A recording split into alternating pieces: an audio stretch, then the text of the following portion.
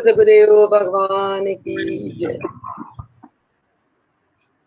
योग योगेश्वर महाप्रभु रामलाल जी, योग मार्तंड मुल्केश्वर भगवान, हम सभी के प्राणाधार सतस्वरूप सदगुरु देवीदयाल भगवान जी के पावन चरण कमलों में हम सभी बच्चों का साष्टांग दंडवत प्रणाम स्वीकार हो। आइए प्रभु जी की कृपा करुणा आशीर्वाद से सत्संग आरंभ करते हैं।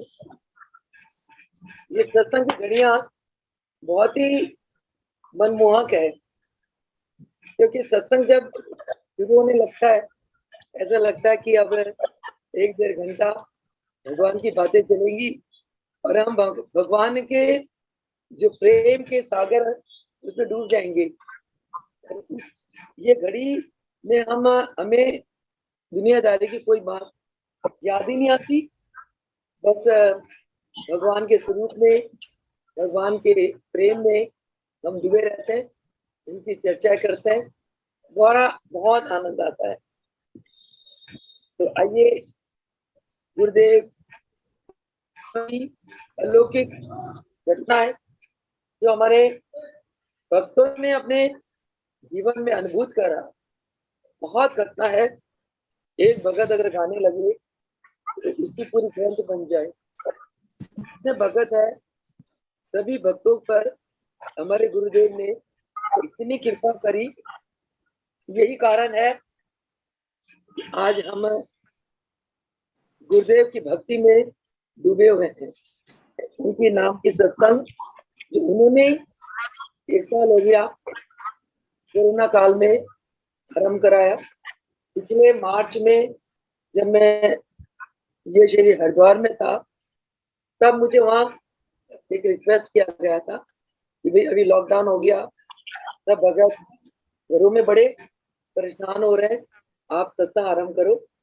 तो हरिद्वार में मार्च के महीने में 23 मार्च के बाद प्रभु जी की कृपा से हुआ था और आज तक वो सत्संग उनकी कृपा चल रहा है। ये बहुत ही एक गुरु की कृपा करुणा और आशीर्वाद का फल हम समझे। जब तक गुरु की कृपा आशीर्वाद पे नहीं होती, लीलाओं के ऊपर चर्चा कर रहे थे। कल की जो चर्चा थी वो ये थी कि भाई हमारे गुरुदेव ईश्वरीय में प्रकट हो जाते थे, सूक्ष्म शरीर के द्वारा वो जहां मर्जी प्रकट हो जाते थे। ऐसी लीला तो केवल भगवान ही कर सकते हैं। जैसे भगवान कृष्ण ने रास लीला के दौरान बहुत रूप बना दिए, महाप्रभु रामलाल जी कई रूपों में प्रकट हुए। उसी प्रकार हमारे गुरुदेव उसी शक्ति के मालिक हैं, वो भी कई रूपों में अपनी इच्छा अनुसार प्रकट हो जाया करते थे। हमने भाई सतीश अभी के घर में जो गुरुदेव ईश्वरीय रूप में प्रकट हो गए उसके बारे में हमने जाना। उसके बाद शंकर भाई जब गंगा जी में डूबने लगे, गुरुदेव सूक्ष्म शरीर से आकर उनकी प्राणों की रक्षा करी, उसके बारे में हमने जाना। उसके बाद फिर भाई गिरीश को एक ही समय में गुरुदेव 2 रूपों में दर्शन दिए। फिर बहन अंजू जब ऊपर कमरे में अर्धरात्रि को थोड़ी घबरा गई थी और उस समय गुरुदेव एकदम कमरे के अंदर प्रकाश के साथ प्रकट हुए और बहन अंजू के साथ हवन करके अंतर ध्यान हो गए और बहन अंजू को बहुत निर्भय बना दिया, धीरज बना। फिर हमने इसी कड़ी में एक और घटना के बारे में कल जाना कि किस प्रकार एक रात्रि को बहन अंजू जब महाराज जी के बरनाल आश्रम के बरंडा में विराजमान थी, स्थान में थी, तो महाराज जी बेड़े में विश्राम में थे। एट ए टाइम उसने महाराज जी को 2 रूपों में देखा। ऐसी घटनाएं देखकर मन इतना गदगद हो जाता है कि गुरुदेव हर पल हमारे संग संग है। जो भी कार्य कराते हैं गुरुदेव कराते हैं। किसी वक्त एक कवि ने गाया, करते हो आप प्रभु जी मेरा नाम हो रहा। तो ये बिल्कुल सच गाया। करता तो भगवान होते हैं, गुरु होते हैं। गुरु केवल शिष्य का मान बढ़ाते हैं। ये उनकी अथाह कृपा आशीर्वाद का फल है। जैसे बच्चे का उसकी मान बढ़ाने के लिए समाज में एक उसकी प्रशंसा कर देते हैं या उसको आगे ले आते हैं। बैक में पिता का आशीर्वाद होता है, पिता का हाथ होता है। ये तो संसारिक पिता करते हैं। और गुरुदेव तो ईश्वरीय पिता है, आध्यात्मिक पिता है, जिनके अंदर आध्यात्मिक शक्तियां हैं। ऐसे गुरुदेव क्या नहीं कर सकते। वो केवल अपने समर्पित बच्चों का एक मान रखने के लिए उनका नाम भक्तों के मुंह से दिलवा देते हैं। जैसे अभी मेरी बहुत ही गुरुदेव की अनन्य भक्त मेरी प्यारी बहन शकुंतला आपको बोल रही थी कि जैसे करनाल में वो फंक्शन के एक दिन पहले आई, शायद 20 तारीख को आई और अभी कल ही गई है।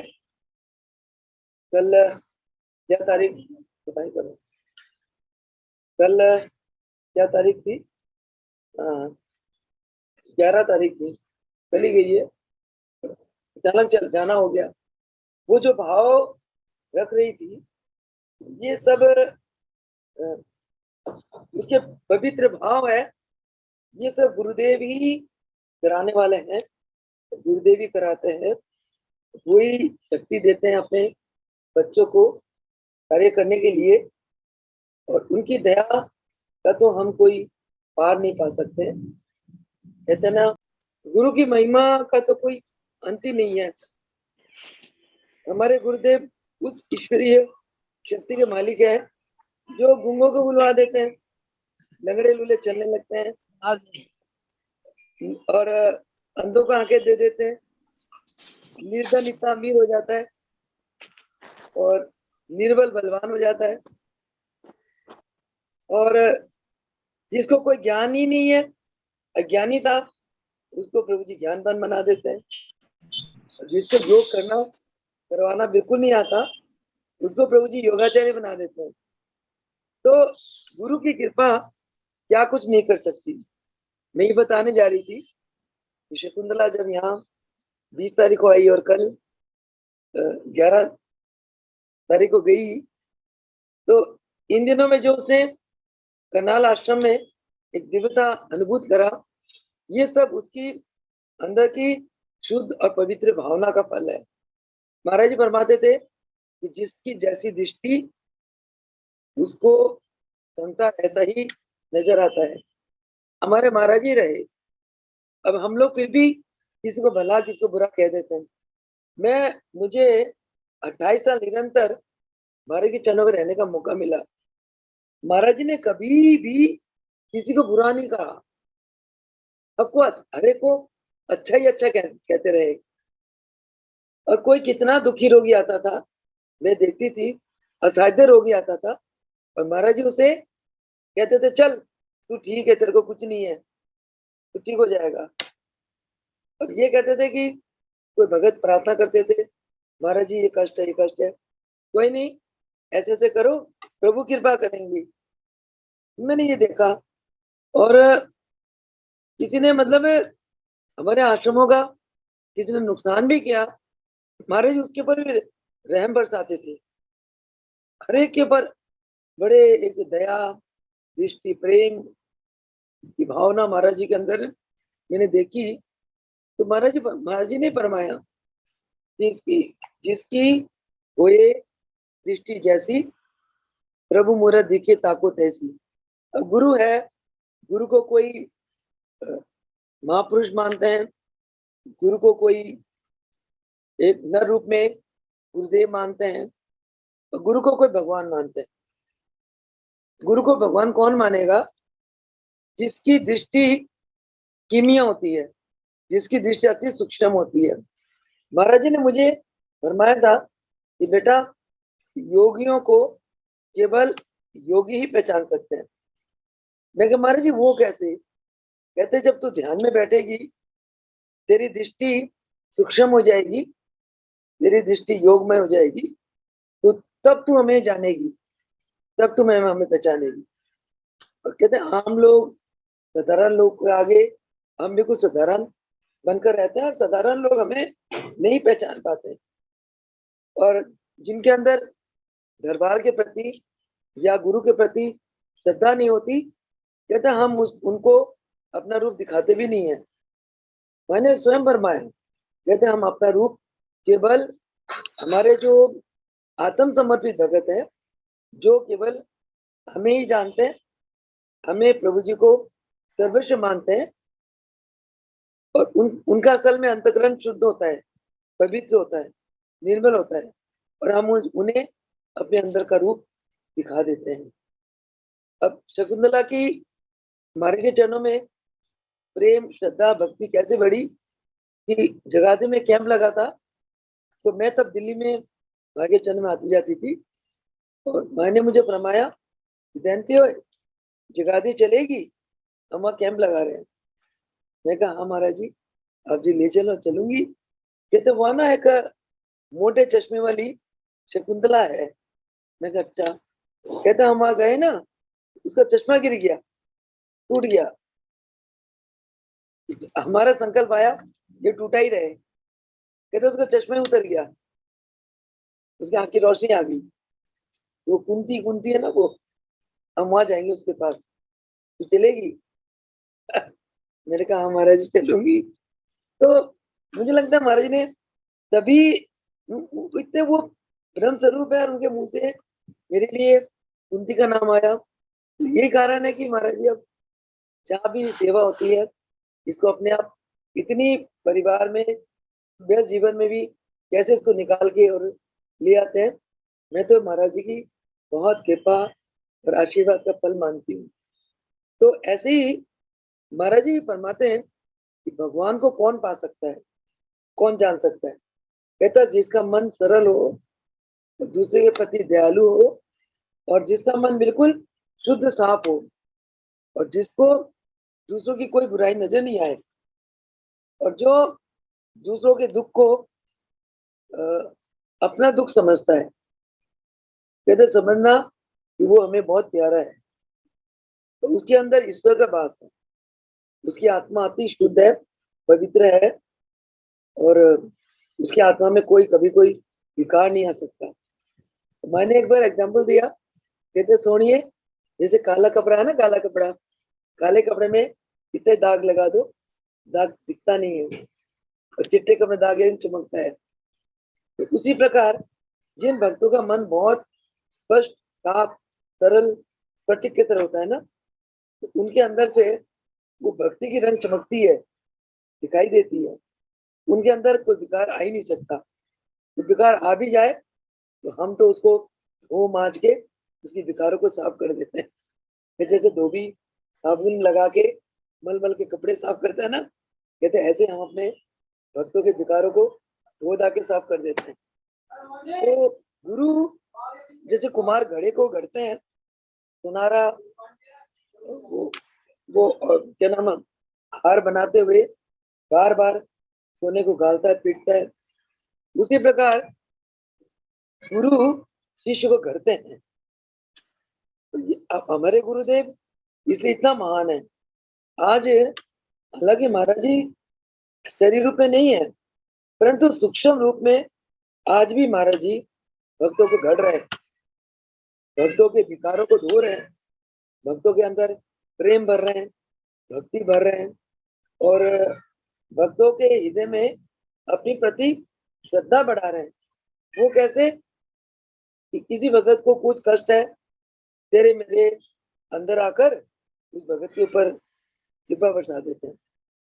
कृपा वही बरसाते हैं, ये तो उनकी अपनी दया है कि वो अपनी कृपा बरसाने के लिए किसको माध्यम बनाए, उनकी दया है।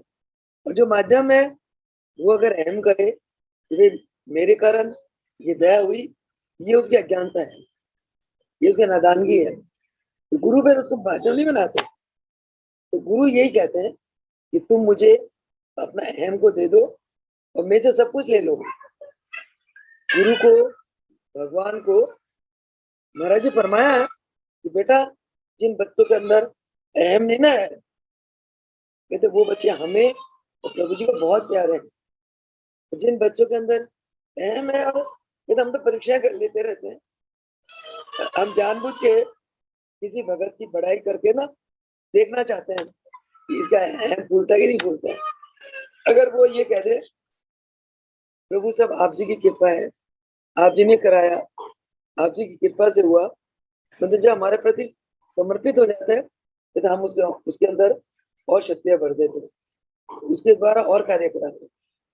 कोई अगर ये कहे, उसके मन में गुमान आ जाए, हाँ हाँ ये कार्य तो मैंने किया, मेरे से हुआ, कहते हुए हम ना उसको बिल्कुल अपनी क्लास के लास्ट लाइन में बैठा देते हैं। ये गुरु की एक बहुत कृपा और महिमा का बात है, दया की बात है।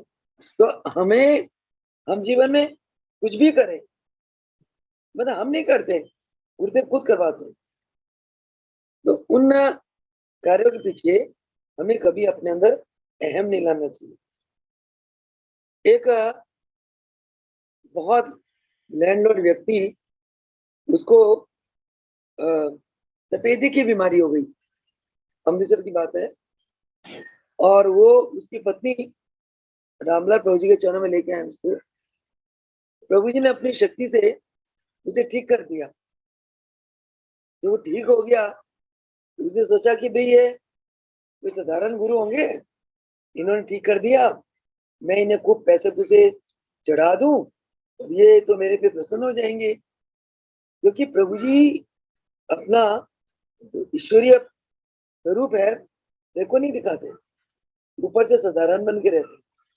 चाहे रामलाल प्रभु जी हो, चाहे मुल्केश्वर प्रभु जी हो, चाहे देवीदास प्रभु जी हो, तीनों गुरु इतने सरल, इतने सादे, इतने दया से भरपूर, अपनी ईश्वरीय ताकत देखो नहीं दिखाते, किसी की तो दिखाते। तो जब तक उसके अंदर पूर्ण समर्पण भाव नहीं देखते, तब तक प्रभु जी अपना अंदर का रूप नहीं दिखाते। हमारे अंदर गुरु के प्रति पूर्ण समर्पण, आत्म समर्पित भाव होना चाहिए और हमें मन वचन कर्म से एक रहना चाहिए, तब गुरु की कृपा बरसती है। तो वो जो साधक था, प्रभु जी ने उसको ठीक कर दिया। ठीक करने के बाद प्रभु जी ने कहा कि बेटा देख, भगवान ने तेरे को जीवन बख्श दिया, तू मंदिर में आया जाया कर, आता जाता रहा। एक दिन वो प्रभु जी को फरमाता है, कहता है कि प्रभु जी मेरे पास पैसा बहुत है, जमीनें बहुत है, बहुत सामान है, तो आप सेवा बताएं कि दास आपकी क्या सेवा कर सकता है। प्रभु जी ने पता क्या जवाब दिया, कहता बेटा तू मेरी की सेवा करेगा, तेरी श्वासा तो मेरी मुट्ठी भी चाहिए, तू जरा श्वास लेंदा बदिया ना, वो मेरी मुट्ठी भी चाहिए, तू मेरी की सेवा करेगा। मतलब हमारे श्वासों के, हमारे प्राणों के, हमारे जीवन के आधार ही गुरु है। हम उनके लिए क्या कर सकते हैं, हम उनको क्या दे सकते हैं, कुछ ही नहीं दे सकते। गुरु भंडारी है और शिष्य भिखारी है। गुरु देते रहते हैं शिष्य को और शिष्य मांगता रहता है। और महाराज जी कहते थे हमारे से ये दुनिया भी चीजें मत मांगो, कहते ये चीजें तो अपने आप आएंगी तुम्हारे पास। हमसे भक्ति मांगो, सेवा मांगो और ध्यान भजन मांगो। कहते बेटा ये चीजें तुम्हारे साथ जाने वाली है। कल मुझे दीपा, वो भी 20 तारीख को आ गई थी, फंक्शन के लिए 20 को नहीं 19 को आ गई थी फ्राइडे को, और आज गई है, अभी गई है 3 बजे, 3:15 बजे गई है। और प्रभु जी ने सब कुछ ठीक कर दिया और बहुत खुश गई है। जाते हुए रो रही थी, लिपट के गई, कहता मुझे ऐसा लग रहा है कि मैं महाराज जी के चरणों से जा रही हूँ। कहता मेरा मन बड़ा फटने को हो रहा है, तो मुझे यहाँ महाराज जी वाला प्यार मिला जो इस बच्ची ने कहा। तो सुबह कहती है कि मैं तो अब क्या करूंगी, थोड़े दिन के बाद ना अब मैं आ जाया करूंगी आपके पास। तो मैं कहा गुप्ता जी ऐसे कह रही है? कहते हाँ ठीक तो कह रही है, मैं भी आ जाया करूंगा, थोड़े दिन गुड़गांव रहेंगे, अब ज्यादा दिन हम करनाल रहा करेंगे। मैं कहा बहुत अच्छी बात है। तो मुझे कल दीपा पूछती है कि दीदी आप जो आरती के बाद हमारे के चरणों में लंबा मत्था टेकते हो, मैं रोज देखती हूँ, 2-3 मिनट तक आप चरण पड़े रहते हो, आप हमारे से क्या मांगते हो? मैंने कहा दीपा ये तो गुरु और शिष्य की अंदर की बात है, मैं क्या बताऊं तेरे को, बताओ ना आप क्या मांगते हो? मैं कहा दीपा मैं तो वो मांगती हूँ जो महाराज जी ने मुझे कहा था मांगने के लिए। कहते फिर भी बताओ क्या मांगते हो?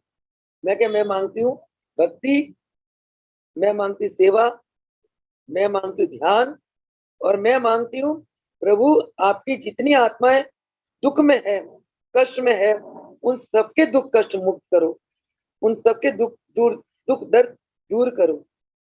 मैं क्या दीपा में 4 चीजें मांगती हूँ। इतनी खुश हुई, इतनी खुश हुई, ये तो और अपने लिए कुछ नहीं मांगते।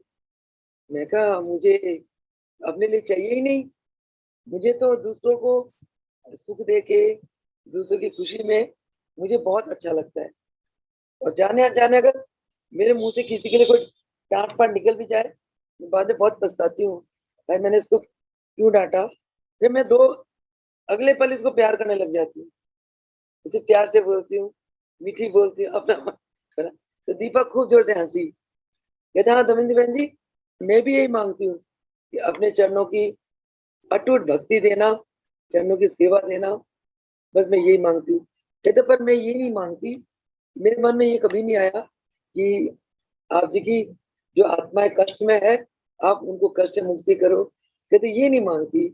मैं कहता हूँ ये भी मांगा करो। कहते हैं कि हम जब किसी के लिए कुछ देते हैं ना, तो कहते भगवान जो है ना हमें डबल करके देता है। ये महाराज जी ने फरमाया, कहते तुम जो दोगे ना लौट के तुम्हें वही मिलेगा।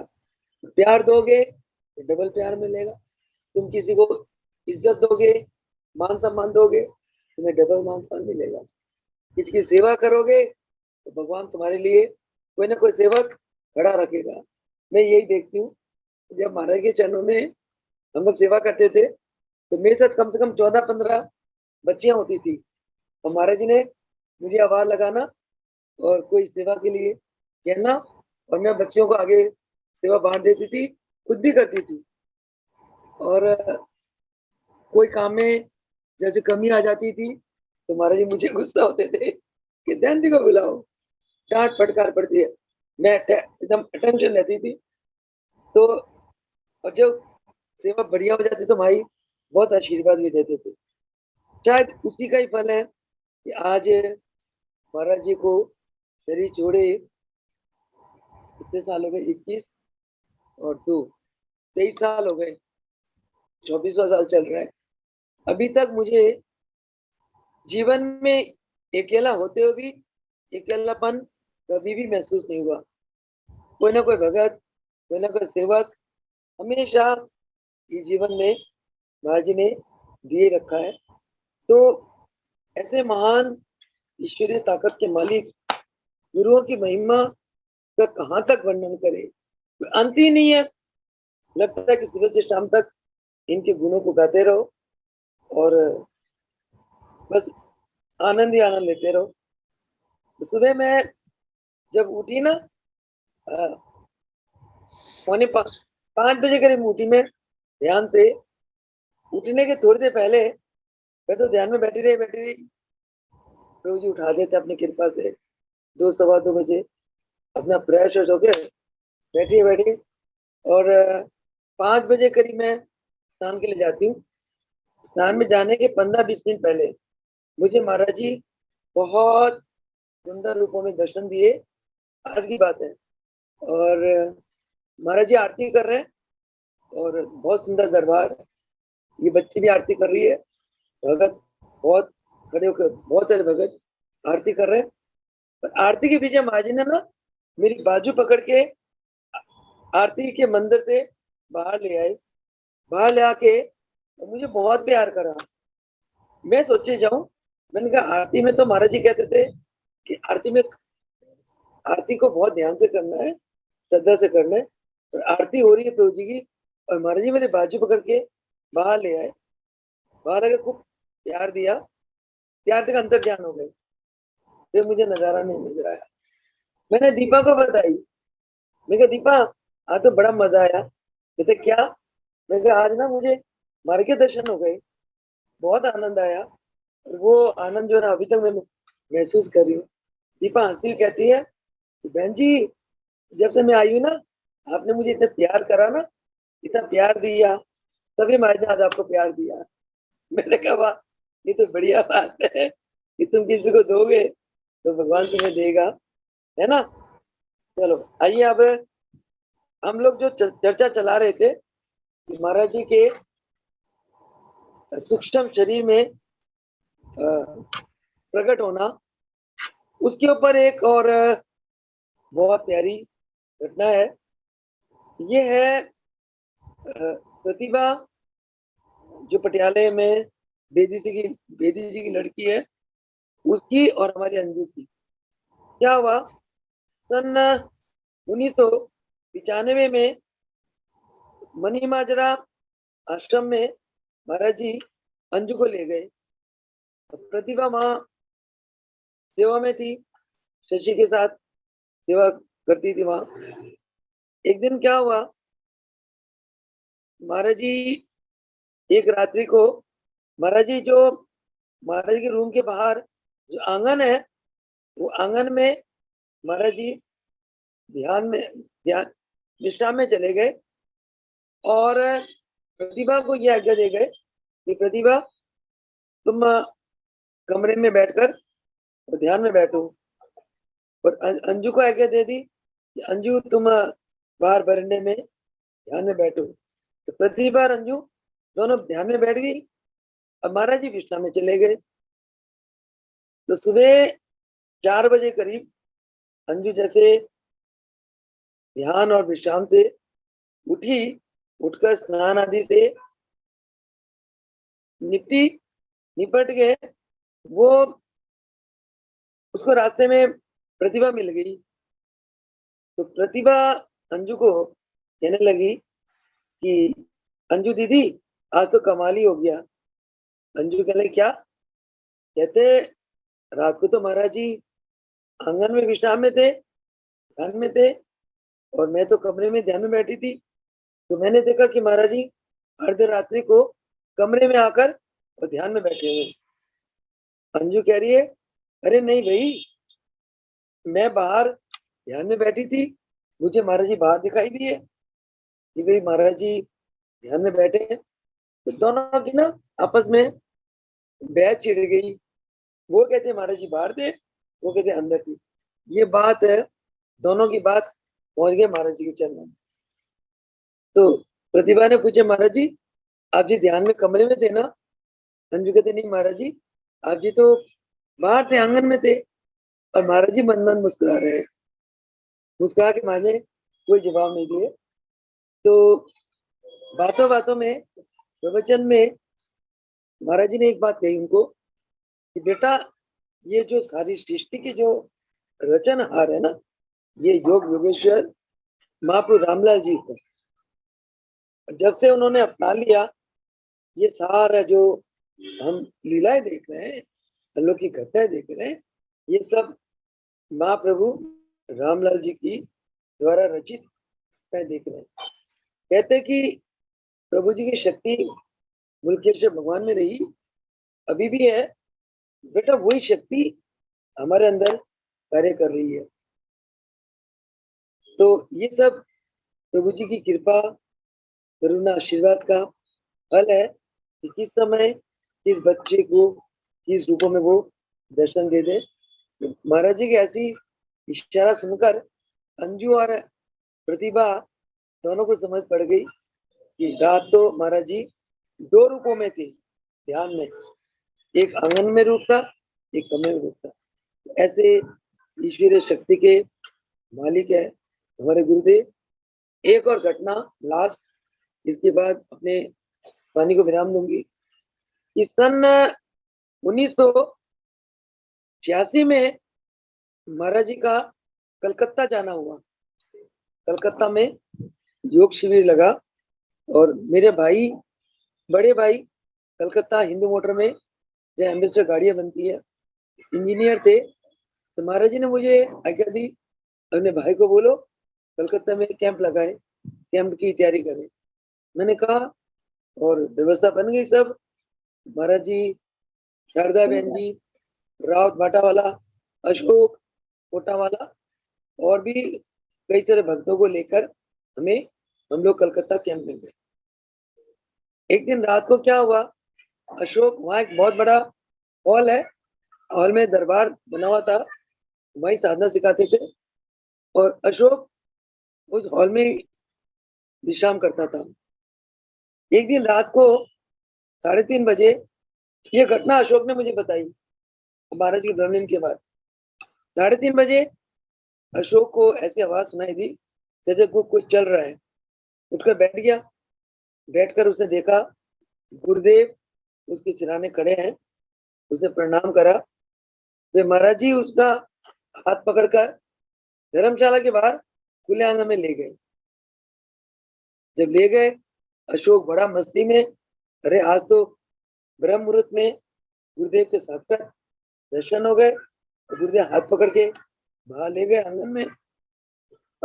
तब गुरुदेव ने मस्ती में आकर अशोक से अपने शिष्ट काल के तप, संयम, स्वाध्याय, अभ्यास आदि की बातें बताने लगे। इस प्रकार बताते बताते महाराज जी ने फरमाया कि हम गुरुदेव के आज्ञा अनुसार 3-4 घंटे के लिए ध्यान में बैठते थे और क्योंकि घर में थोड़ा कोलाहल के कारण ध्यान में नहीं सुखद रूप से बैठा जाता था, तो महाराज जी ने फरमाया कि हम ध्यान में बैठने के लिए बेटा हम जंगलों में चले जाते थे। जंगल में जाकर 3-4 घंटे लगातार महाराज जी समाधि में बैठते थे। मैंने फरमाया इस प्रकार जंगल में 3-4 घंटे समाधि में बैठने से सीधे हमारे अंदर वो योग की सिद्धि आ गई कि हम आकाश में उड़ने लगे। ये देवीदास महाराज जी ने अशोक को स्वयं फरमाया, रावत भाटे वाले कहते हमारे अंदर योग की ऐसी सिद्धि आ गई कि ध्यान से उठते ही हमारा शरीर एकदम हल्का हो गया और हम आकाश में उड़ने लगे। कहते ऐसे कई देर तक हम उड़ते रहे। उसके बाद जैसे संकल्प आया हमें नीचे जाना चाहिए, हम नीचे आ जाते थे। ऐसे कहते ये सिलसिला कई दिन तक चलता रहा। कहते वो जो सिद्धि आ गई, हमारा शरीर जो इतना हल्का हो गया, हम जब उड़ने लगे उससे इतना आनंद आने लगा। तो कहते इसी आनंद के पीछे मैं नित्य प्रति वहां जाता था ध्यान में। मुख से ऐसा परिमाण सुनकर भाई अशोक तो गदगद हो गया, गदगद होकर एकदम महाराज के चरणों लिपट गया। उसके अंदर ये एक एक्सपीरियंस आया, एक अनुभूति आई कि अरे ये तो देवीदास के रूप में महाप्रभु रामलाल जी तो हैं, वही साक्षात है। इस भाव में वो उसके आंसू आने लगे, चरणों लिपट गया। फिर महाराज जी ने उसको आशीर्वाद देके तपतपी लगाकर बैठाया। महाराज जी ने उसको भी यही बात कही, बेटा जो हमारे अंदर तुम जो भी कार्य देख रहे हो ये महाप्रभु रामलाल जी का कार्य है, वही करते हैं और उनकी कृपा से ही हमारे द्वारा योग का इतने उच्च उच्च स्तर पर प्रचार प्रसार हो रहा है। उन्हीं की कृपा से आश्रम बन रहे हैं, उन्हीं की कृपा से कैंप लग रहे हैं और उन्हीं की कृपा दुखियों पर बरस रही है। और जिसको जिसे जो कुछ मांगा उनके चरणों से वही वही देते हैं इस बालक के अंदर बैठकर। तो इससे आप अंदाजा लगाओ, रामलाल, मुलकराज प्रभु, देवीदास प्रभु तीनों एक ही स्वरूप है। तीनों के अंदर एक ही ईश्वरीय कार्य शक्ति कार्य करती है। इसलिए आप ध्यान में महाप्रभु रामलाल जी का ध्यान करो, मुलकेश्वर भगवान का ध्यान करो, देवीदास भगवान का ध्यान करो। एक ही शक्ति। कहते हैं ना कि राम से अधिक राम का दासा। जब हम देवीदास प्रभु जी की पूजा करते हैं, उनका ध्यान लगाते हैं, रामलाल मुलकराज प्रभु जी दोनों ही बहुत प्रसन्न होते हैं और हमारा ध्यान भी देवीदास प्रभु जी में ज्यादा लगता है, क्योंकि हमने उनके दर्शन किए, हमें उनका संग मिला, हमें उनका प्यार मिला, उनकी चरणों की सेवा का मौका मिला। तो कई भगत पूछते हैं ध्यान किसका करें। मैंने कहा जिसकी इच्छा है, जिसके प्रति आपको श्रद्धा है, जिस स्वरूप के प्रति प्रेम है, उन्हीं के ध्यान करो। बात तो एक ही है। रामलाल प्रभु जी का ध्यान करोगे, मुलकेश्वर भगवान देवदास भगवान प्रसन्न हो जाएंगे। मुलकेश्वर प्रभु जी का ध्यान करोगे, रामलाल प्रभु जी देवदास प्रभु जी प्रसन्न हो जाएंगे। देवदास प्रभु जी का ध्यान करोगे, रामलाल प्रभु जी प्रसन्न हो जाएंगे। ध्यान किसी का भी करोगे। तो ये घटना अशोक ने महाराज जी के जीवन काल में नहीं बताई। शायद महाराज जी ने उसे गोपनीय रखने के लिए इशारा किया होगा, मुझे नहीं पता। तब अगर अशोक इस बात को खोलता, शायद भगत और भी चिमड़ जाते हैं महाराज के चरणों से। वैसे ही महाराज जी का प्यार, महाराज का आशीर्वाद पाने के लिए तो भगत बहुत व्याकुल और ललायत रहते थे। उनका प्यार ही ऐसा अद्वितीय ईश्वरीय था। बच्चा हो, बूढ़ा हो, जवान हो, काला हो, गोरा हो, कोई जात पात का हो, साधक हो, भगत हो, हर एक के ऊपर महाराज जी बराबर प्रेम लुटाते थे। तो ये बात जब अशोक ने मुझे महाराज जी के ब्रह्मलीन की बात बताई, रामनवमी भी वो आया हुआ था, मैं भी गई थी। उसने तो बहन जी आज आपको एक घटना सुनाता हूँ। मैं बड़ी गदगद हुई और महाराज जी का जीवन इतना सुंदर था, इतना आदर्शमय था। ईश्वरीय कार्य करते हुए भी महाराज जी अपने आप को छुपाए रखते थे।